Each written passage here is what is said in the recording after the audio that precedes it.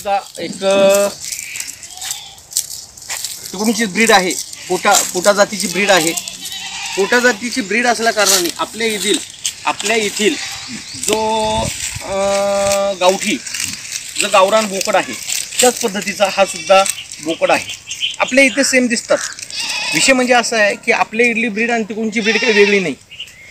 फरक फक्त माणसाचा काळा आणि गोरा, हाच फरक लावलेला आहे। पण त्याचं रक्तही लाल आहे, याचंही रक्त लाल आहे। तोही बोकड आहे, हाही बोकड आहे।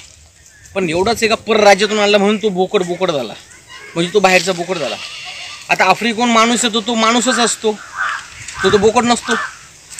पण आपण काय म्हणतो, हा फॉरेनर आहे का, त्याची राहणीमान वेगळी, सगळं काय वेगळं। पण याच्यामध्ये असं नाही आहे की हा जो बोकड आहे हा आपल्याच एरियामध्ये आणि आपल्याच याच्यामध्ये समजणारा बोकड आहे, अतिशय उत्कृष्ट म्हणे असा। ठीक आहे, चला मग घेऊया। जय हिंद, जय महाराष्ट्र, वंदे मातरम।